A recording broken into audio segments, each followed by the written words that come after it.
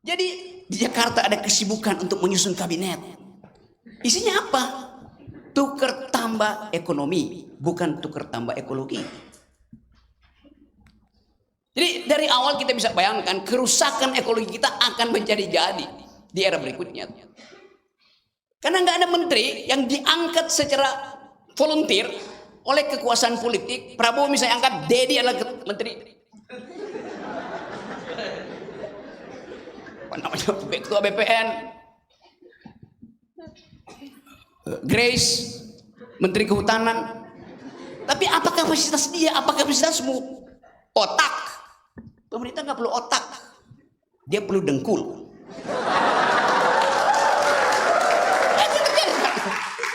Karena itu Anda akan lihat kabinet itu isinya adalah dengkul ketemu dengkul. Di sini otak ketemu otak.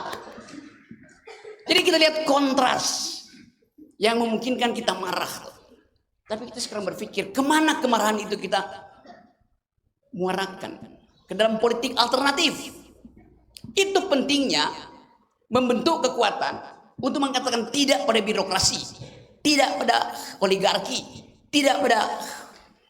Belum ada potretnya ya, belum diganti.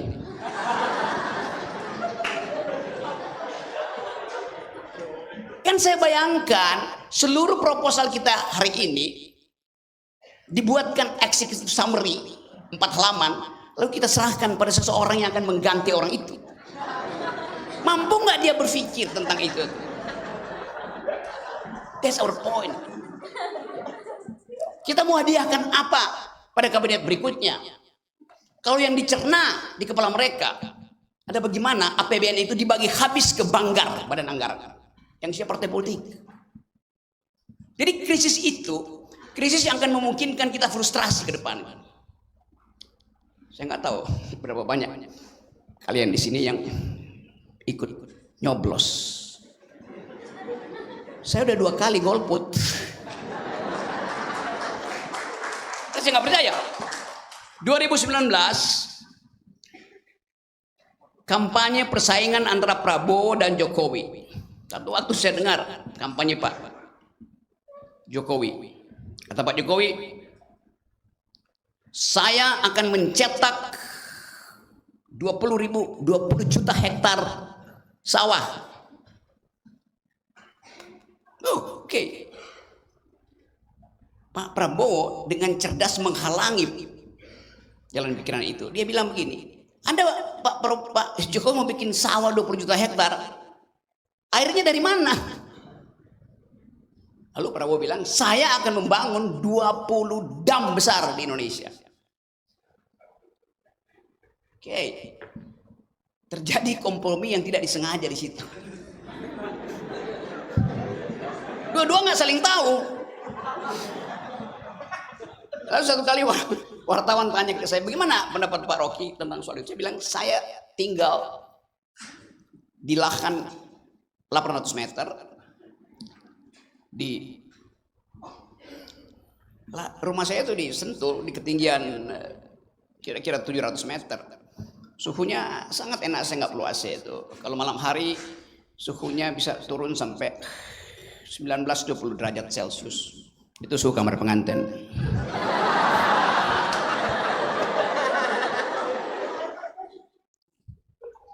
Jadi suatu ditanya begitu, saya bilang, waduh, kalau saya pilih Jokowi, dia akan ambil tanah saya untuk bikin separuh itu untuk bikin sawah. Kalau saya pilih Prabowo, separuhnya dia akan ambil untuk bikin bendungan. Jadi 2 orang ini akan mencaplok tanah saya. That's the logic of ecological mode of thought. Itu dasarnya kan.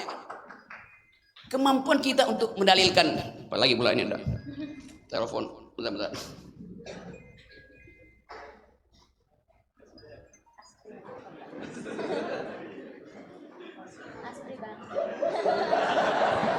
Prabowo nelpon disuruh Jokowi.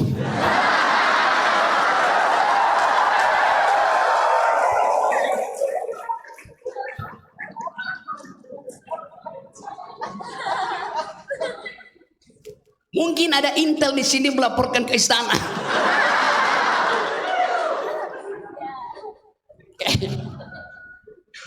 Saya lanjut ya. Tadi disebutkan problem negeri ini adalah upaya untuk bertanding menyediakan energi dunia. Bertanding. Coba saya buka supaya dia dengar ya. Jadi kita ada dalam keadaan yang memungkinkan kita bekerja sama untuk memikirkan mungkin nggak Indonesia jadi produsen energi terbarukan. Itu pertanyaan inti bagi kabinet nanti. Saya kasih ilustrasi singkat tentang recent political issues di tingkat global. Ada yang dari jurusan hubungan internasional di sini. Siapa yang belajar politik internasional? Grace belajar. Oke, semester berapa kamu? Ya. Universitas Pelita Harapan, jurusan hubungan internasional. Semester berapa? Oke, sudah selesai. Selama kamu kuliah, kamu berlangganan nggak majalah semacam foreign policy? Ya. Apa? Oke, saya anggap aja saya dengar walaupun saya nggak tahu apa isinya. 2 minggu lalu, majalah Foreign Policy, majalah yang menganalisis gejala ekonomi, politik, security, ideologi dunia. Tiba-tiba di majalah itu ada tulisan Luhut Binsar Panjaitan. Biasanya saya berlangganan majalah itu dari zaman mahasiswa karena saya sekolah pertama Fakultas Teknik. Sekolah kedua Fakultas Hubungan Internasional. Lalu banyak sekolah lagi itu. Terakhir sekolah filsafat. Di majalah itu Pak Luhut Binsar Panjaitan menulis satu artikel yang sangat kontroversial. Dia bilang begini. EV Amerika, apa namanya? Electronic vehicle,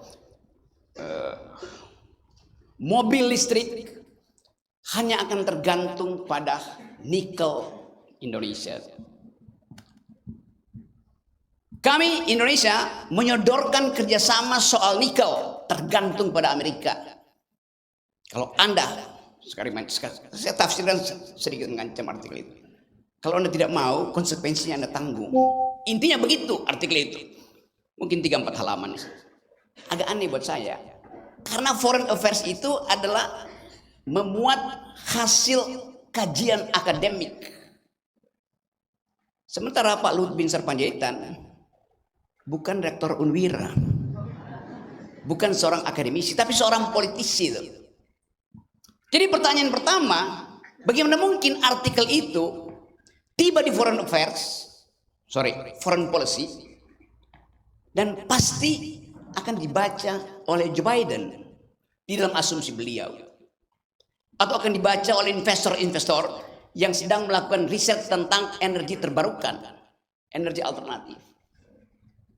Jadi bayangkan Indonesia frustrasi sehingga mesti menulis paper itu. Mungkin Pak Jokowi udah kesel karena ditipu terus oleh Elon Musk, terakhir ditipu oleh Apple. Maka dia ancam Amerika dengan pikiran yang seolah-olah akademis karena ditulis di jurnal akademis, padahal itu adalah proposal politik, juntok proposal bisnis. Jadi Anda bayangkan bagaimana proyek energi Indonesia itu bahkan diupayakan untuk dipamerkan, dijual murah dengan artikel semacam. Mungkin itu artikel sponsor aja, saya nggak tahu. Mungkin ada orang yang buatin itu atau redaksi menganggap ya muat aja lah buat sekaligus nunjukin bahwa ini kebodohan Indonesia begitu tuh. Satu waktu kita akan tahu apa motif itu. Jadi Indonesia frustrasi karena nikelnya itu di dalam penelitian dunia tinggal 8 tahun habis nikel itu. Akibatnya apa? Semua pemain nikel berupaya untuk mengeruk lebih banyak lagi karena tahu akan habis. Perspektif ekonomi yang bertentangan dengan proses ekologis. Mestinya kalau tinggal sedikit jangan lagi dieksploitasi. Kan begitu rumus oikosnya.